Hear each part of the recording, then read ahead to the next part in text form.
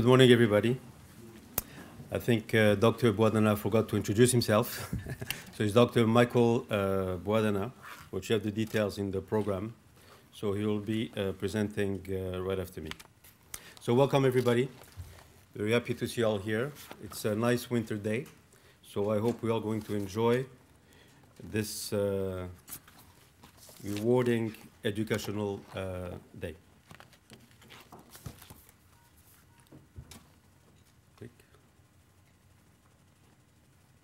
Il y a un clic pour passer les photos? Juste les flèches? OK.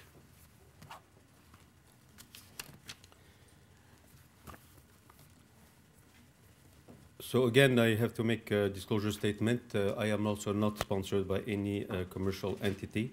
So this conference is completely free of any type of commercial influence. So this first talk is what is the difference between secular and Jewish medical ethics. For the ones that was here last year, I have to repeat something because it is important to understand this is the basic to understand the rest of all the conferences. So I have divided this talk in 4 parts. The first part will be what is ethics. It includes number 2, 3, and 4, which is a history of medical ethics. The need for modern medical ethics and what we call the system of rights, which is the secular ethics. And then the third part, which is number 5, will just introduce a little bit to Jewish customs and beliefs. And in the number 6, we'll get to the Jewish medical ethics and what we call the system of duty. So what is ethics? So ethics is a branch of philosophy which deals with moral aspects of human behavior. Now, by moral aspects, we understand accepted norms and values in a profession and in the society we live in. So based on norms and value means that norms are what we evaluate as acceptable measures of performance in a particular professional field. So they indicate the established and approved way of doing things. By values, which are based on our philosophy as a society, on personal or religious beliefs, we use a part of a value system, which is a set of consistent values and measures. So ethics is a process of systematically and constantly examining varying viewpoints related to moral question of what is right and wrong, what is appropriate to do or not to do as a professional, and according to the society we live in. So we could say that ethics is doing what is right according to the norms of our professions and the values that we accept for ourselves and the society, of course, that we live in. So there are codes of ethics, there are political ethics, business ethics, accounting ethics, police ethics, law ethics, and all these codes set their own norms and values for their professions. And they have, of course, to be followed by their members. So some are better known as political ethics or accounting ethics or police ethics, but there's ethics for everything today. Okay, there's ethics for nursing, there's ethics for physiotherapy, there's ethics for lawyers, there's ethics for all types of trades. So for definition of medical ethics, and now we're getting to the second part, we can say that is the application of fundamental ethical principles to clinical situation and physician-patient relationship. So it also includes principles and norms of proper professional conduct of healthcare professionals, not only toward patients, but also fellow practitioners. So we could say that is the first part is what to do and how to do it. And the second part is how the importance of respectful professional conduct with all the members of the medical teams and other professionals in the hospitals. So today there's a new term. We say biomedical ethics because this term now includes all the health professionals. It includes nursing, pharmacy, genetics, psychology, social work. In addition to these, it also addresses issues of medical administration, medical budgets, epidemiology, and more. Because besides the health professionals, of course, the people in charge of the medical administration and budget can strongly influence the level of service of these professionals.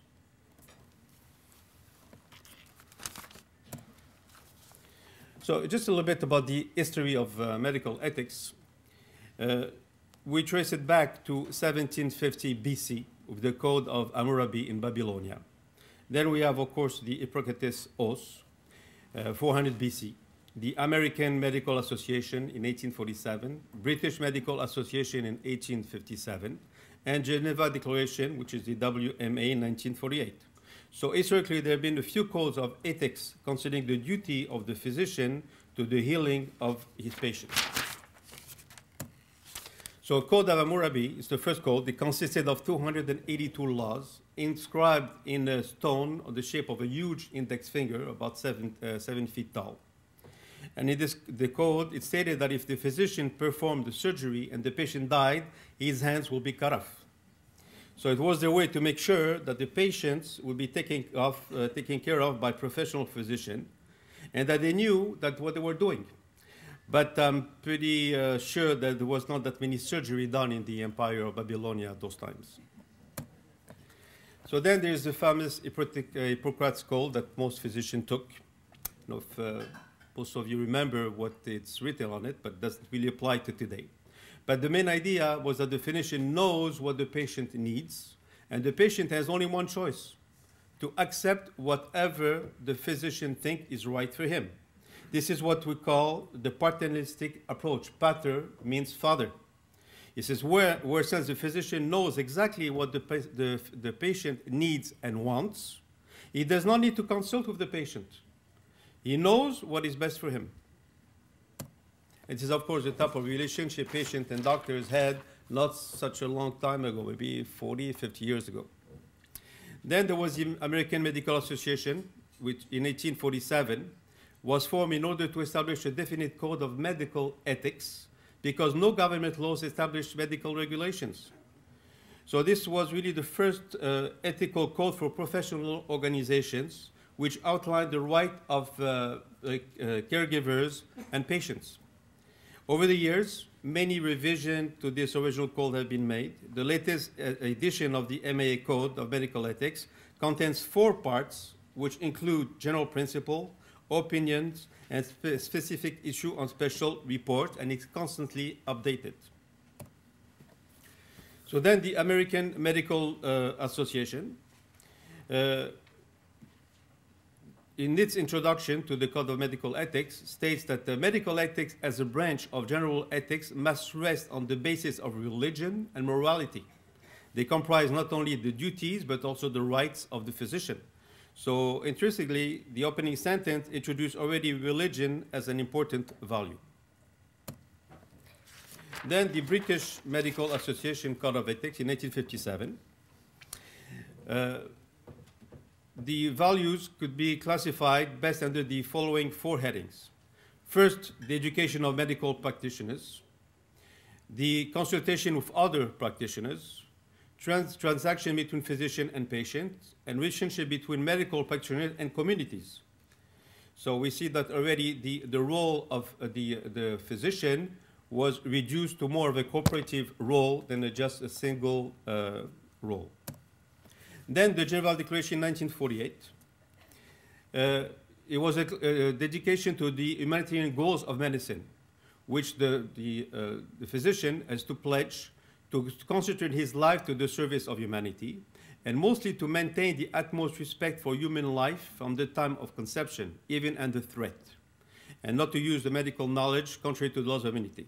Now, this was put after the Second World War, after some doctors committed atrocity with the Nazi Germany, to make sure that not such acts could repeat themselves again in medicine.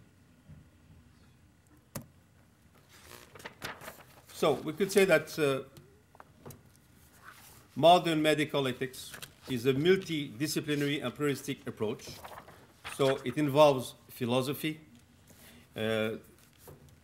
religion, law, social behavior, psychology approach. It is based on the prolific approach involving different professionals of different fields and combining different types of knowledge and specialties.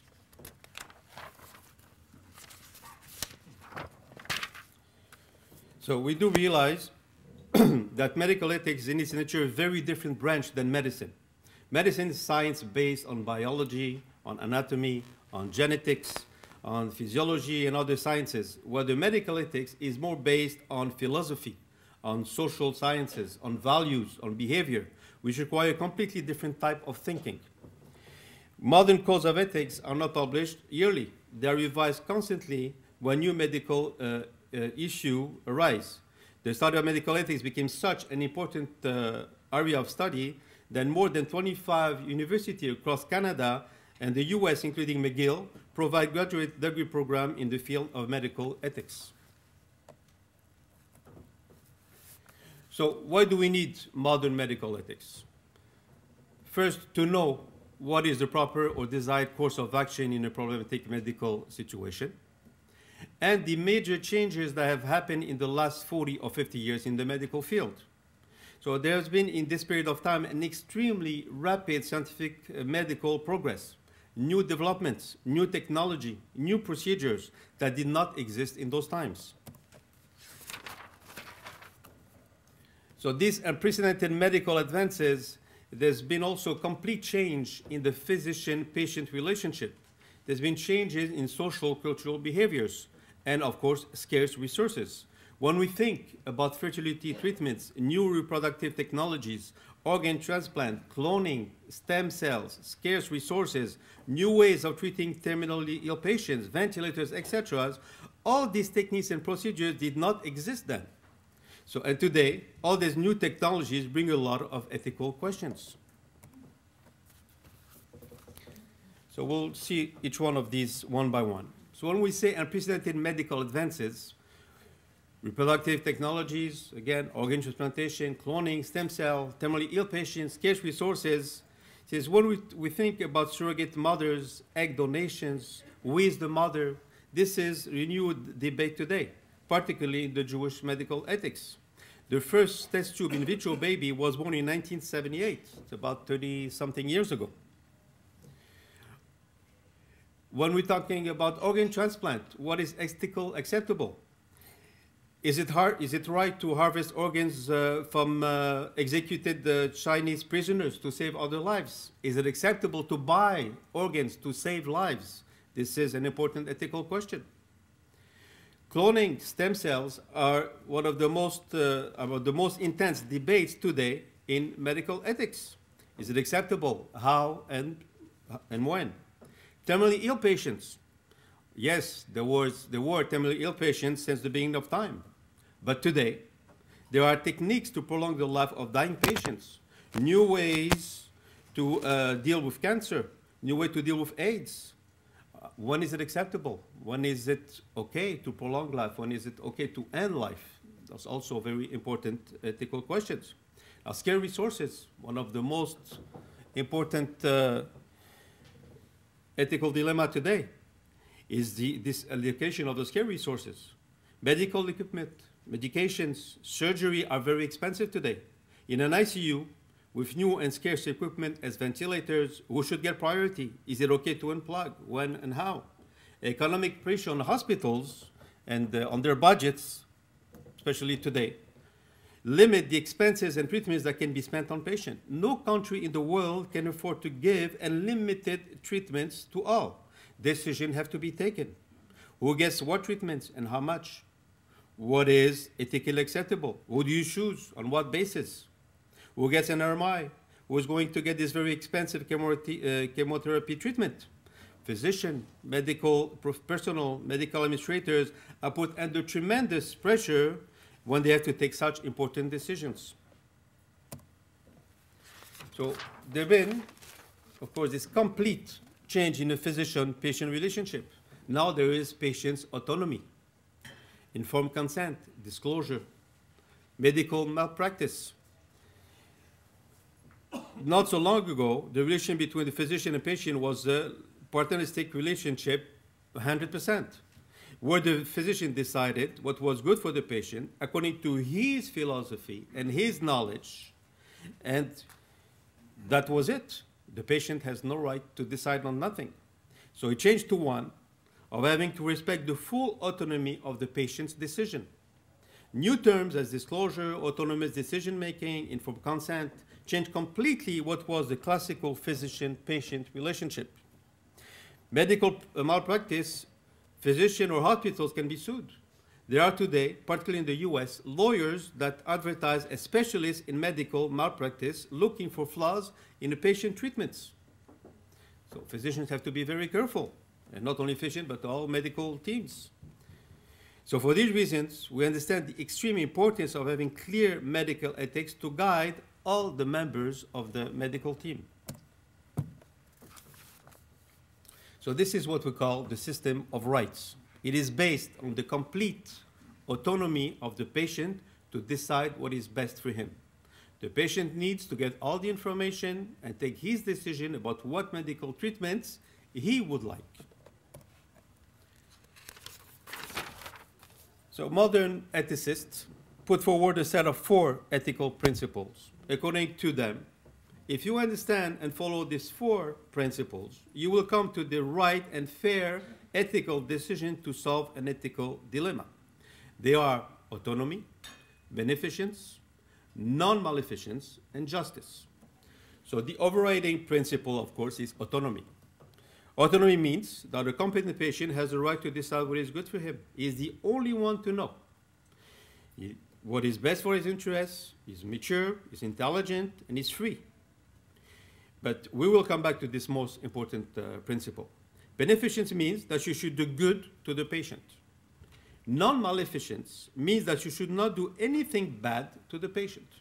But if we try to define what is good to the patient, what is good for one particular patient maybe not good for another type of patient.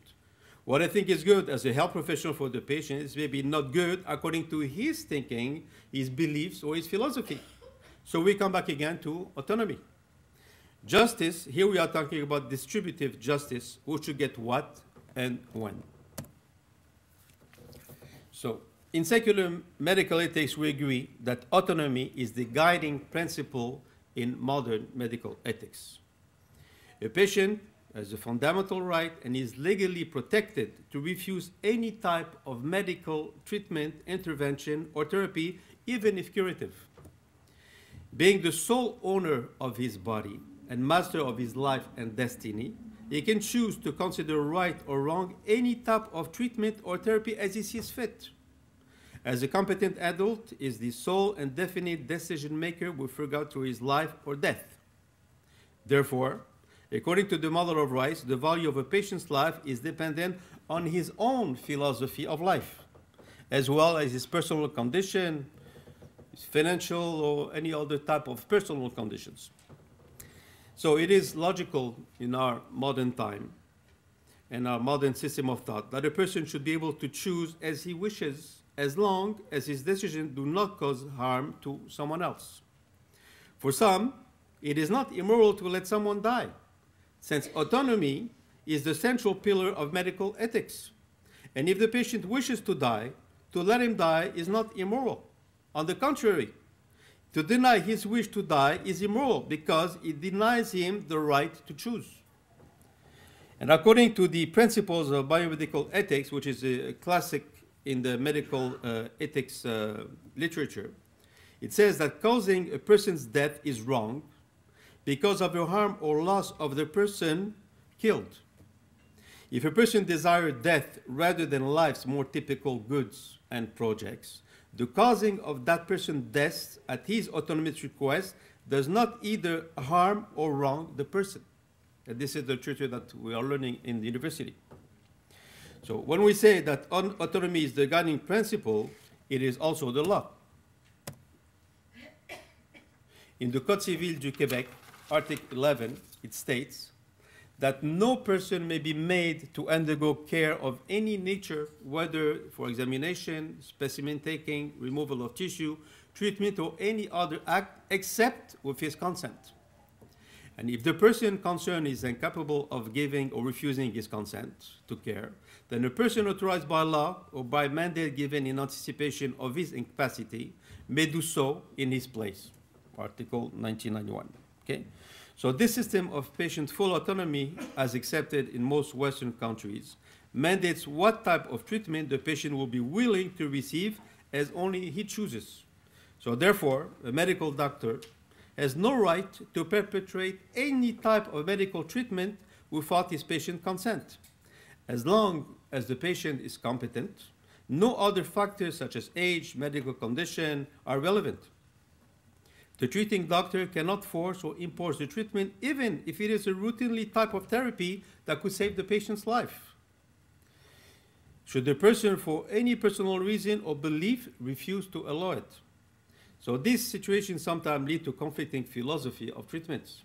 For the medical staff, the moral obligation is to heal the patient and to act for his good using the most up-to-date techniques. When a simple procedure that could save the life is refused by the patient, the medical team is helpless and has to respect the patient's wish. So the question really is, who defines what is right and what values and for what goals? If the goals are to respect the autonomy of the patient and his decision, then what is right is according to his values.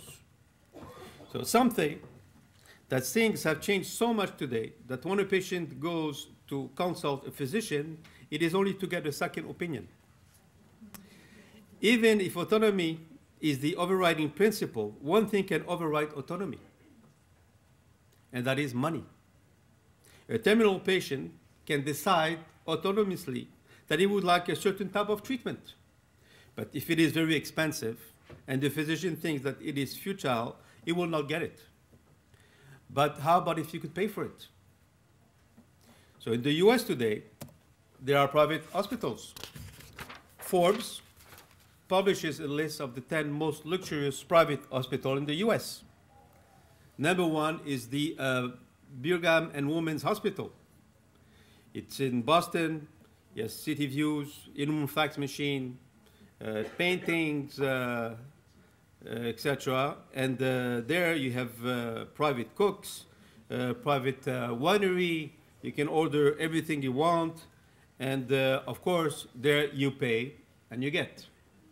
Second one is Sidar Sinai. Just put it because it's a Jewish name, Sidar Sinai. Number 3 is Cleveland. I put number 4 because it's called the Jewish Hospital. So in this 4 hospital is high-end treatments. There's also other hospitals all over the world, especially in Asia, where people pay and they get everything they want. So how about the physician's autonomy? We talked about the patient's autonomy. Okay. In the case of euthanasia, autonomously, the patient says he wants to die. For a particular doctor, helping a patient to die is equivalent to murder. Does the patient autonomy override the doctor's autonomy? Should the physician do something which is completely against his principles and belief? This is an important ethical question. Now, if you live in Montreal or New York, the question is not pertinent. Here, it's not legal. If you help someone to die, you can go to jail. But is it like this all over America? Well, not really. Just down south, Washington, in Montana, in Oregon, there is what we call the Death with Dignity Act. It allows terminally ill patients to end their lives through the voluntary self-administration of lethal medication, explicitly prescribed by a physician. So the patient's right to die with dignity includes protection of the patient's physician from liability under the state's homicide statutes. And this is not very far. Now you could say, okay, but this is in United States. How about here? Well, we're all aware now that in Quebec, there is now this new debate, which is called, in French, Mourir avec dignité, or Dying with Dignity Act in Quebec. So there's been all this consultation, and we know that it's still going on. And apparently, in all the survey, there is a majority of the people living in Quebec that do consider dying with dignity as something that they would like to accept. So now, I think we have an idea of secular medical ethics. And we see clearly that the overriding principle is autonomy. Now, how about Jewish medical ethics? Okay, how is it different? And before we get to that, just want to introduce a little bit to some Jewish custom and beliefs. See, Jews are called people of the book. So Jewish ethics are rooted in the belief in God and His Torah, in the Bible. We have writings, the Mishnah and the Gemara, the Shulchan Aruch, which is the code of law, and the Responsa. So from the Gemara, which is composed of commentaries and discussion, we try to extract the applicable law. The Responsa literature, which is the answer or the different commentaries of Jewish scholars throughout the centuries, have given their opinions and answer to the different discussions and explanation of the Torah, the Gemara, and the Shulchan Aruch, and all our texts. And this assumes that through proper interpretation of the text and commentary, scholars agree to give their own interpretation of what the law should be for a given situation. Now, from these sources, rabbis or other scholars extract the law applicable to one particular situation, including medical ethics. So Jewish ethics, which are based on the Torah, on the different texts, their commentaries, analysis, they are not based, as in secular ethics, on humanism, philosophical or rational beliefs. It is not about personal opinions. It is not about what someone might find out. But it is really about understanding the law as stated in the Bible, and how do we interpret it today according to modern situations. So although Jewish law is a priority for religious observant Jews, secular Jewish patients often turn to their tradition when important decisions have to be taken for medical treatments. So really, and I would like to add to what I said before, it's not about Jewish Orthodox patients, because Jewish Orthodox know what to do. Really, these things apply to all Jewish patients, because as the rabbi of the Jewish hospital, very often I am called by non-religious patients at all. But in this situation, they want to know what is the right thing to do according to this. Or if it's not for them, if it's for their mother or their older uncle, or, you know, they were respectful, they want to know what to do in there. And even if it's not one or the other, sometimes they do want to know what it says. And then they get the two sides of the story and decide what they would like to do. So, on one side, we can say that secular medical ethics system of rights is autonomy. That's really what it's all based on. And Jewish medical ethics is a different system. It's what we call the system of duty. First, there's what we call the sanctity of life, and we're going to see each one a bit more in details. The value of life, the notion that we are not the owners of our own body. The patient is commanded to seek healing and the physician to heal. So sanctity of life. So we believe that God gives us life and sustains us constantly. For our stay in this world, He gives us a body for a specific duration that only Him can terminate.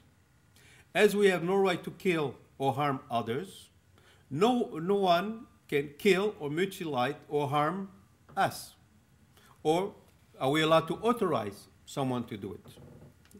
So this is in complete contrast to the model of rights where the patient has the freedom to refuse any medical treatment. It is exactly the opposite. So this conceptual difference is extremely significant in various situations where Jewish and secular values are in conflicts and it is necessary to take a decision.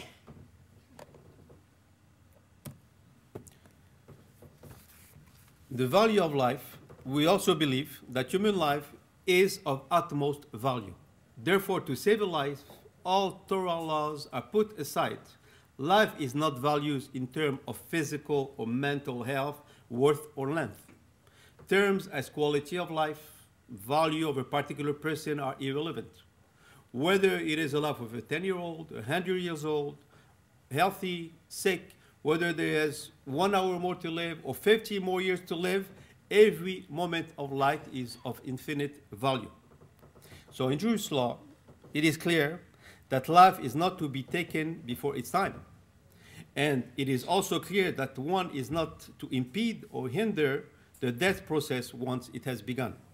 So as long as the soul is attached to the body and not ready to leave, nothing should be done to accelerate the death process. But if it is time to go, nothing should be done to retain it.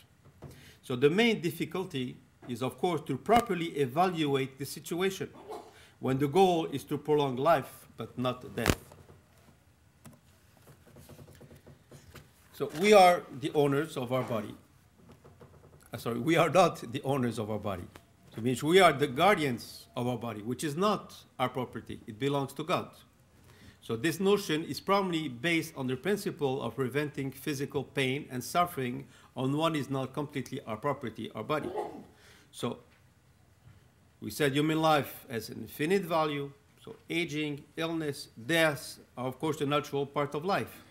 But the decision for medical therapy or treatments do not depend in any way on the will, on the personal preferences of the patients, not limited on scarce resource allocation of medical resources and any type of the reasoning that applies to these principles. They will be based on the principles and laws as stated in the sacred writings and confirmed by the main scholars of Jewish medical ethics. So here you see that the Jewish patient's thinking is already completely different from another type of patient for his medical treatments. The patient is coming in to seek healing and the physician to heal. So the physician-patient relationship in Judaism is not a voluntary contractual arrangement, but a divine commandment and obligation. The patient is coming in to seek healing, and the physician has to prevent illness if possible. The physician is obligated to heal and is considered to be the messenger of God in the care of the patient. He cannot choose to accept this type of patient or not this one, to accept this type of insurance or not this type of insurance. He is obligated to heal. The patient is not free to decide autonomously to refuse treatment which might be beneficial or save his life. He is prohibited from relying on miracles, but must do whatever is necessary to heal himself according to standard medical practice. So we now realize that the overriding principle in secular medical ethics, which is autonomy, does not apply at all in Jewish medical ethics. In Jewish medical ethics, the overriding principles are sanctity and value of life. A patient cannot decide autonomously to refuse treatment that could save his life, although there are some exceptions, which we cannot go into details now. Whether because of his philosophical beliefs, his financial situation, he has not the choice, he has not the autonomy.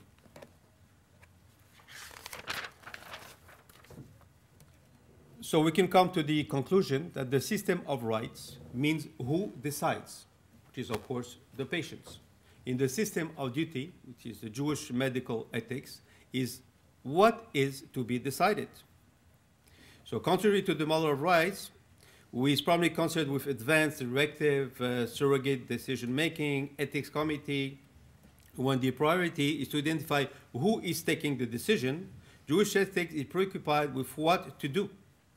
So we say the model of rights, who decides, that's the principle of autonomy, the patient decides, and the model of duty, what is to be decided, should not be according to the patient, again, there's some exceptions, but to the Jewish code of law.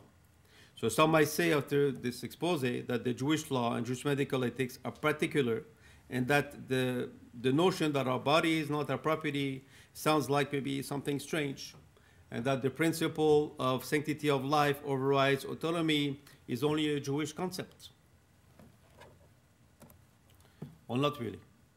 Because in Christian beliefs, and this was taken from the Christian Medical and Dental Association, it says that they believe that God is sovereign and is able to intervene in human affairs using natural or supernatural means. And they believe that we are stewards of our bodies, exactly the same as the Jewish medical ethics. And health and our resources, and we are responsible to God for our lifestyles and healthcare choices. So they also, now, is it only Christians? Even Muslims.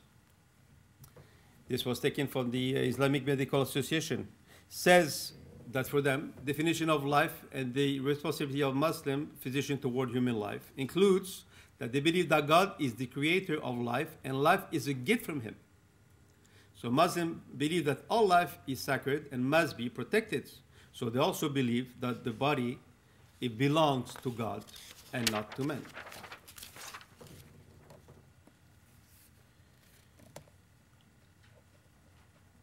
So this concludes the first presentation. I hope that this explanation of the principle of Jewish medical ethics will give you a new perspective and outlook of on the reasoning and demands of some of your Jewish patients. Thank you very much.